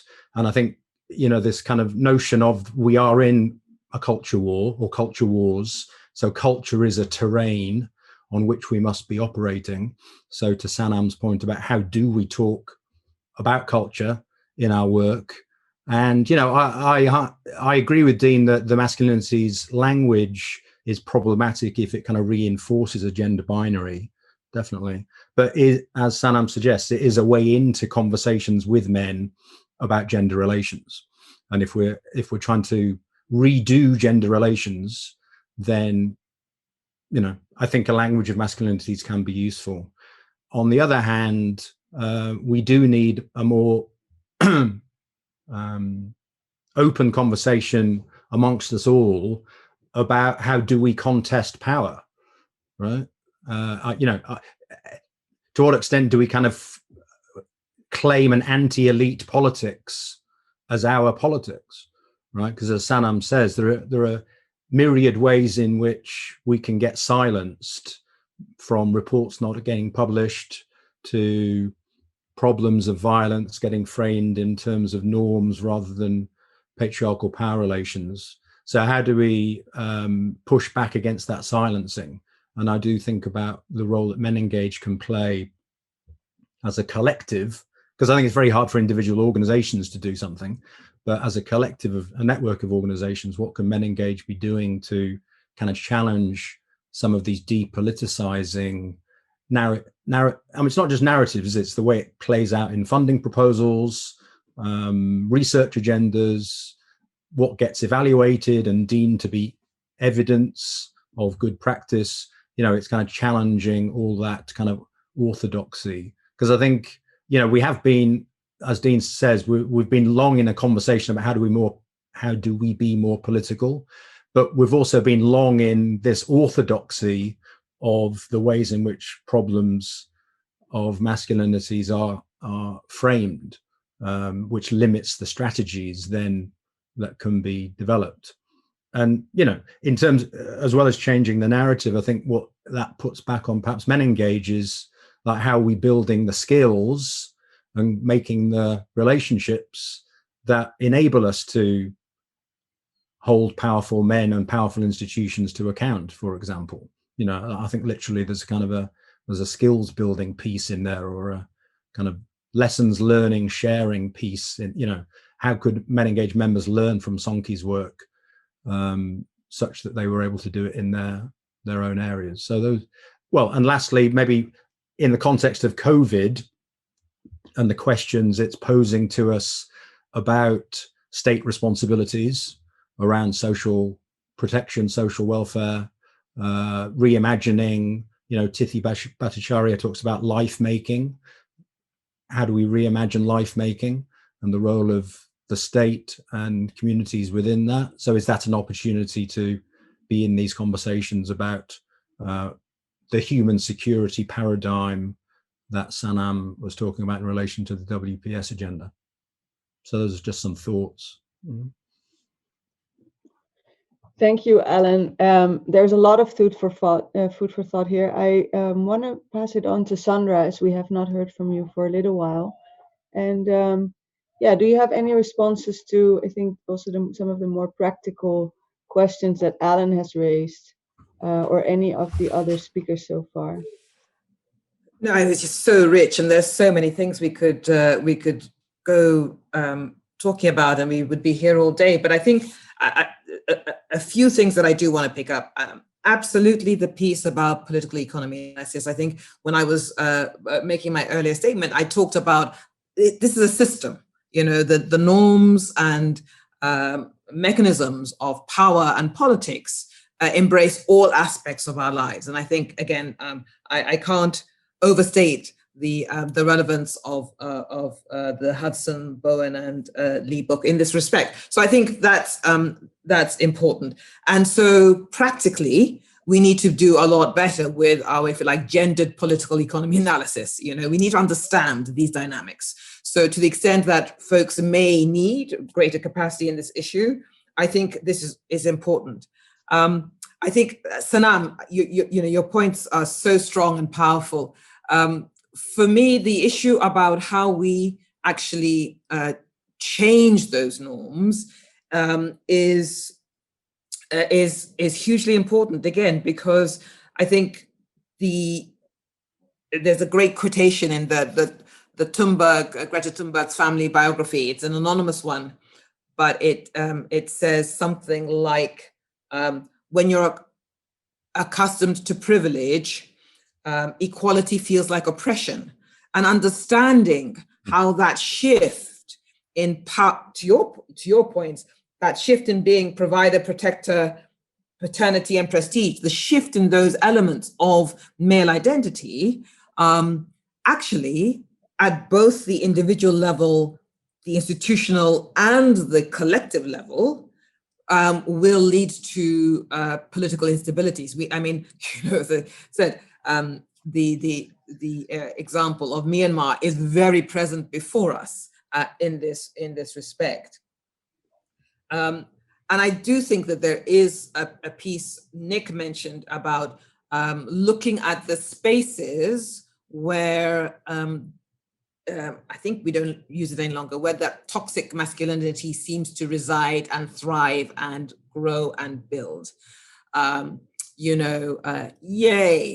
Twitter finally took down Donald Trump. Well, frankly, that's on the back of 10 years of feminist activism around the need to, at some point, draw a line. The fact that they decided to do it ever first with Donald Trump is reprehensible, given all the women that have suffered from this stuff over years, but it was done.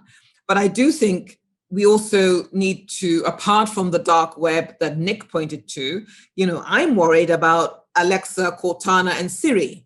These women's voices emitting from these little robots that we all have in our homes nowadays.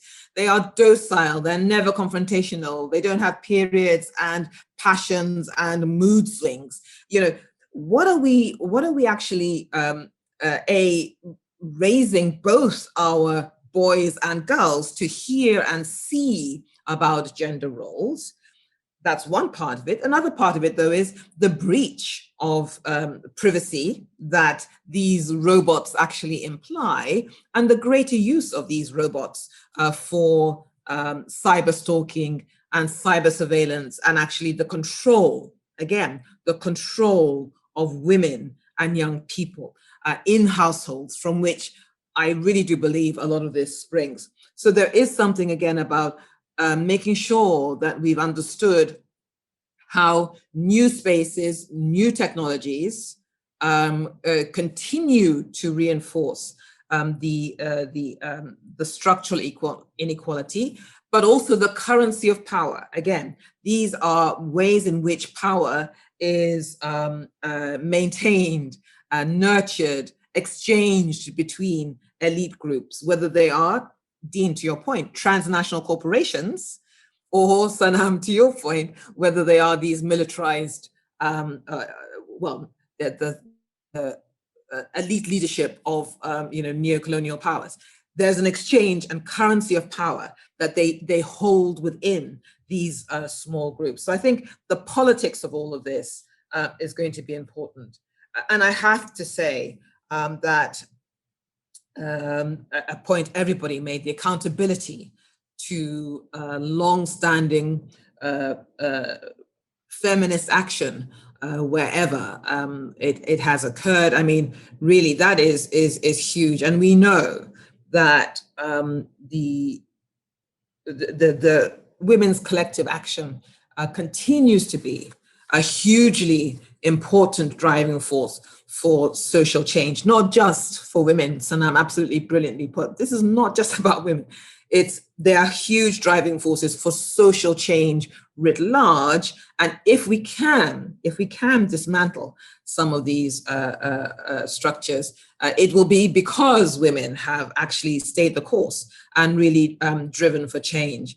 I'm going to leave you with an anecdote, and this again, Sanam, is also going to upset people probably, but I'm old enough to have waited with hope and great kind of enthusiasm and participated and supported my gay friends, both male and female, with regards to equal marriage, because I thought they were going to come up with something new.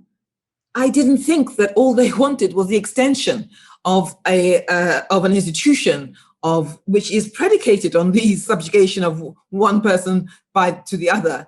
To all of them, I thought we were going to have something new come forward. So, Dean, your point about being trapped in a framing and a narrative that doesn't allow us to consider something completely new, I have a great deal of sympathy for. I just don't have the wit to argue how we do it differently. But I really do wish we could. I just wanted to jump in there on again, just as a part of the conversation. I have twin daughters who turned 20 yesterday and a few years ago. And it's a really interesting generation, actually, because they have the power of social media. And whereas our generation, we had to be inside institutions to bring about change, they can force change from outside. If you look at the gun control, or if you look at the environment. So I think there is an interesting dynamic that's out there, and we should be tapping into this young generation. But anyway, one of my daughters, we were talking about a young man that we all know, and she said, his problem is that he's insecure and entitled. And I thought that was a brilliant way of explaining some of the challenges that we face, that on the one hand, we have generations of men and generations of young men coming through, men my age, etc., who have been brought up with a sense of some whether it's elite education or otherwise, but some sense of entitlement about what they're meant to do and where they're meant to go. On the other hand, they're feeling highly insecure because all of a sudden they're being told, well, actually, you're going to have to compete on a level playing field with these variety of others that, their identity and their background is not the same as yours, whether it's women, whether it's, other forms of gender identity. But that insecurity and entitlement thing, you can actually bring it straight into the white supremacy movement, right? You can bring it into all these other places where it's like a sense of an expectation of a life and dignity, whatever it was, and that expectation not being fulfilled and feeling that something's been taken away from you.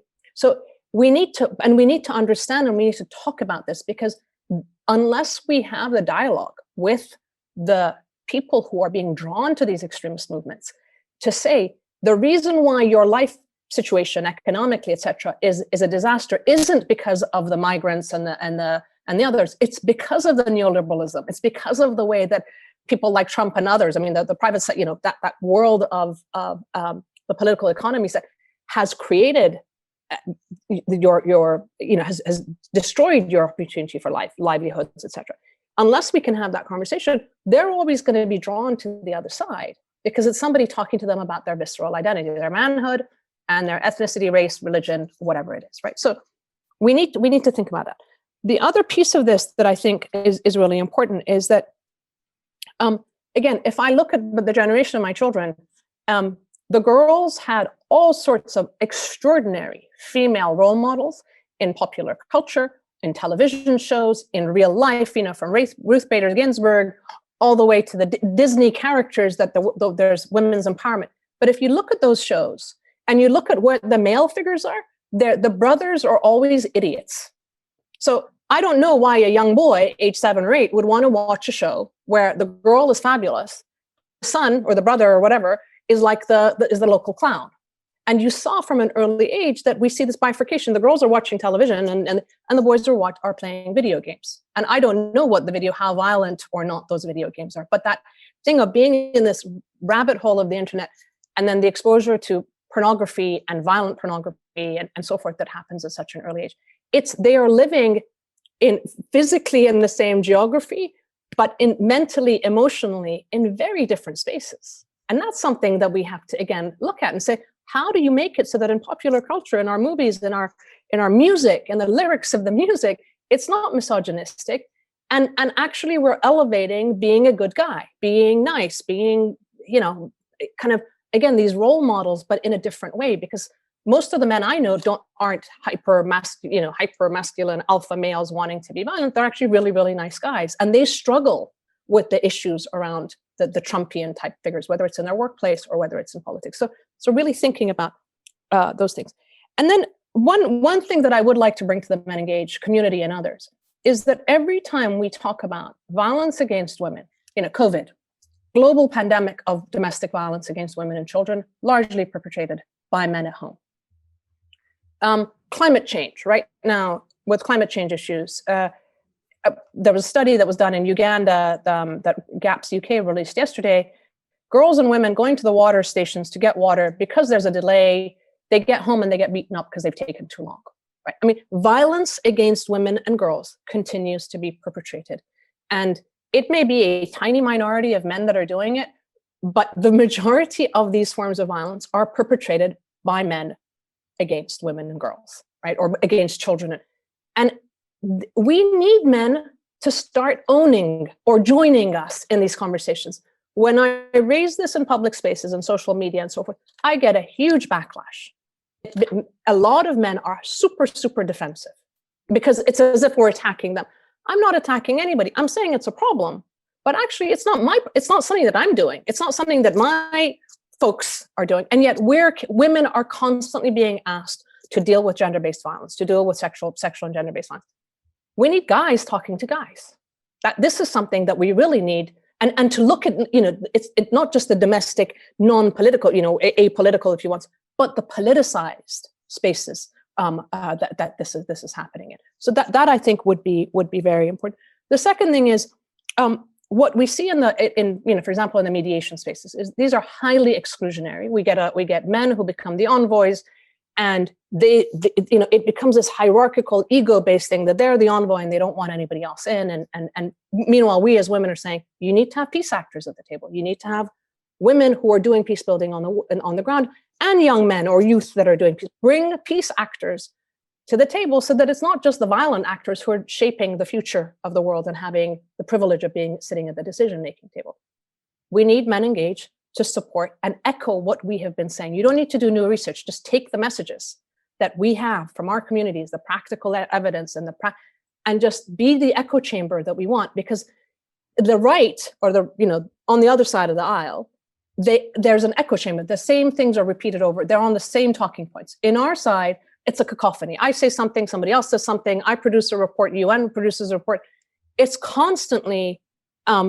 Instead of being kind of like an orchestra, or at least some jamming like a jazz band, we're playing off against each other, and we neutralize each other's messages. So some coordination around key messages, getting out there, using social media, using kind of the spaces that we have to just reinforce each other's work, I think would be really, really helpful. Thank you, Sanam. And I know that Sandra has to really step off in just the next 2 minutes. So I want to take a moment to thank Sandra already before we pass it on to Dean. Thank you so much for joining us, Sandra, today. There was a little bit of a chat happening also between Sanam and Sandra in the chat box. So I want to just highlight here to Sanam's point around, I feel like we have had 2 women feminist voices on this panel with having Sanam and Sandra here, and both saying, we do not want to keep on doing this work on our own as women. We need men to step in, to be part of this conversation, to take action with us. Basically, the feminist systems transformation that the feminist movement has been calling for decades. And Sandra mentions here the Men Must Do More campaign that NDI launched around 16 days to exactly build that momentum and mobilize more men and boys into the conversation. Thank you, Sandra. I'm sure we will be in touch. And I want to pass it on to Dean before we start moving towards the closure of the conversation today. Thanks, Jenny. Can I just say one thing, which is to thank Alan and Dean, who have been alongside NDI over the last couple of years, really working really hard with us on how to, I can't remember who said it, how do we actually start talking, particularly to male political leaders? People are always saying to me, Sandra, the work you do you ever talk to men? I said, look, I'm in politics. It's the temple to masculinity. I talk to men all the time. And so, but we needed to do more, and we needed to have the tools and the approaches. I think, Yoni, we've had actually more than 2 feminists on this panel. I fully extend the accolades and the responsibility to Alan and Dean as well. But I'm very sorry that I have to leave. We have a board meeting, so good luck with the rest of this. And I'm really looking forward to where we all go next collectively. Thank you very much. Thanks, Sandra. Thank you. Thanks, Sandra, very much. And Yoni, should I respond now? Yeah, please, great. Yes. So I just want to emphasize a resource that Sandra shared earlier on in the chat, and I just posted it in the chat. It's a really fabulous resource that Alan and Sandra and colleagues at NDI developed for engaging men in political organizations. And I think it speaks to, in some ways, this evolution that's happening within the field of really trying to expand our circles of influence. So do check that out. I know that there is an executive summary available in multiple languages. It's a great tool. I would really encourage people to engage with it. And then, you know, it's interesting. Sanam, you referenced your daughters. I'm going to do the same. I was having a conversation just earlier in the week with my 14-year-old daughter, who I was asking some questions about this panel and kind of her thoughts on the work that I do around engaging men and boys. And she said something that I think articulated more clearly than I did in my earlier comments. In some ways, the kernel of what I was trying to say, which is the work we have all been doing, that, you know, thousands of organizations, many of them within the MenEngage Alliance, have been doing, mostly at the grassroots level and very often to address gender-based violence, is really important, critical work. And I think, you know, what I was trying to say, and I think, you know, the point Alan was making in his paper is we also have to think more broadly. So, you know, in the work that I've been doing at WILPF, I've been looking at military budgets and the role that the military plays in shaping ideas about manhood. I was astonished to see that the US government spends $3.2 billion a year just on recruitment into the military, right? On putting messages out into the media in the US about the relationship between the military and mostly masculinities. Of course, they're doing more than that, but it's very much a message about, you know, sort of recruiting women and men into a militarized and very masculinized institution. I think, you know, we're up against enormously powerful, incredibly well-resourced institutions. And I think we have to think about how we take them on. When populist politicians engage in misogynist language, our traditional approaches of kind of educating about men's roles and responsibilities and advancing gender equality are not going to work. They're not going to work with Breitbart. They're not going to work with Trump. They're not going to work with Steve Bannon. There are a whole bunch of people who respond precisely to our messages to recruit their constituencies. And so I think, to Alan's earlier point, we really also have to understand in our own countries and internationally how we use some of the accountability mechanisms that exist. In South Africa, when Julius Malema, one of our most prominent politicians, made misogynist, rape-supporting comments in a recent election, not so recent now, 2009, Sonke and a number of other organizations stepped forward and said, we are going to hold men in positions of political leadership accountable when they say those sorts of things. And we figured out how to use the Equality Court to do that. The Equality Court forced him to issue a public apology on national television. And during that period, we were sort of back and forth in the court for about a year. We had wall-to-wall media coverage of that case. And we used that strategy over and over again. When the Joshua Generation Church was advocating for its congregants to use corporal punishment against infants, we took them to the Human Rights Commission. We figured out how to do that. And we used those mechanisms over and over again in our work to address the kind of construction of traumatized masculinities, if you like, in prisons. We realized the accountability mechanism didn't hold anyone accountable. So we went to the Constitutional Court and we forced the what's called JICS, the Judicial Inspectorate of Correctional Services, to be independent so that it could do its oversight work properly. And so I think this is part of the next generation of work, is figuring out, well, what are the accountability institutions? When appeal after appeal after appeal over decades to the gold mining industry produced nothing, we joined with, you know, human rights organizations to litigate. And I'm not at all suggesting we don't continue to do the community-based work that I have done, you know, for a very long time and feel very proud of. But I am suggesting we need to amplify and broaden the set of strategies we bring to bear.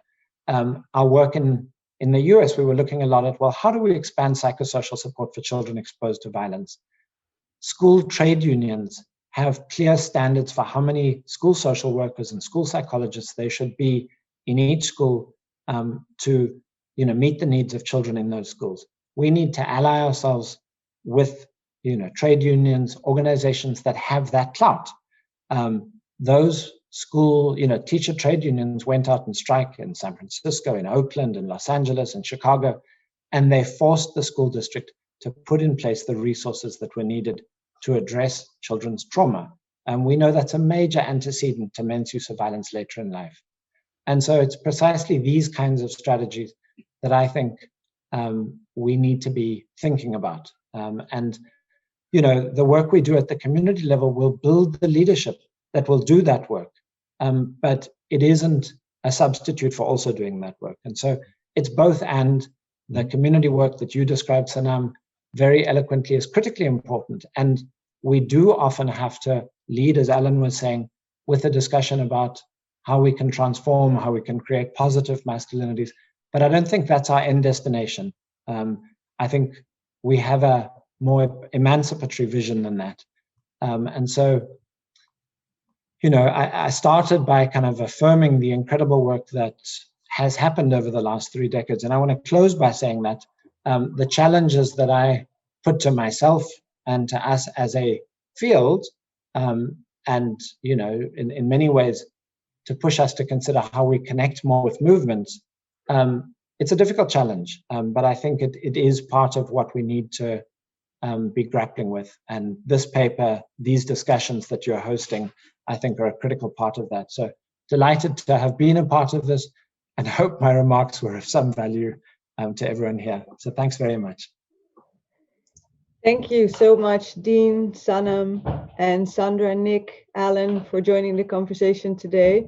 I think, Dean, what you just landed on was actually also one of the main threads kind of going through the chat box, where people were reflecting on kind of either or, and I think what the group landed on there was exactly what you were just saying, is we need to do the individual work, we need to do the social norms change work, we need to also do the systems transformative work, and work on the political economy, work with institutions, work with leadership.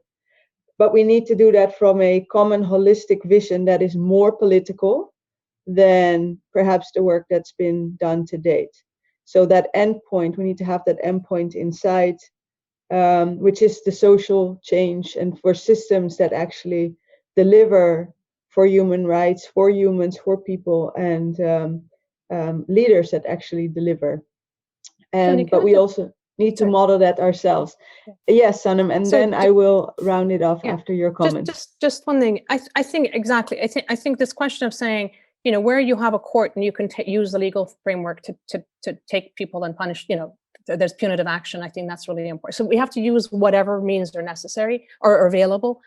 But it's also really important to think about the psychology of these guys. So we know that when you're looking at the corporate sector or the finance, people are, it's hyper competitive, right? These guys are competing. But if we could change the competition so that it's not just about, oh, I'm earning 10 million, you're earning 11 million, but it's about what good have you done, right? So changing the report carding around how we look at, and what are the incentives for companies to do better. Apple apparently has an extraordinary system of supply chain control around its, sort of social and environmental responsibility issues.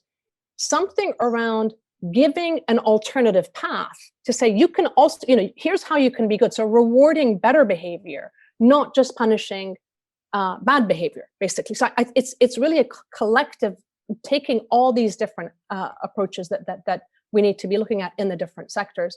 And yeah, from the local all the way to the global, but across that kind of broad pop culture space, I think is also really, really critical, and it's a space that we haven't really been in, but there's potential now. Thank you. Thank you, Sanam. And that reminds me of some conversations we've been having in light of the new MenEngage strategic plan for 2021-2024, where the discussion paper is basically the context analysis for. It's that there is a lot of analysis of what is not going well in the world, of the big problems we are facing. But we need to think through and articulate, what is it that we are for? What are we in favor for?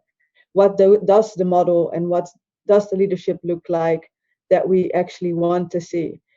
And that is particularly important if we want to reach out and bring on board those who are currently on the fence, or worse, those who are leaning towards the far right, the extremists, because at the end of the day, probably what's underneath those kind of frustrations is actually very similar sentiments that we are all feeling around, what we're sensing is not going well in the world. And so if we can find ways, to positively frame and show the alternatives that we want to see, then hopefully we can engage also with those that seem to be so far off now on our political spectrum. I want to thank again the participants and the speakers for today.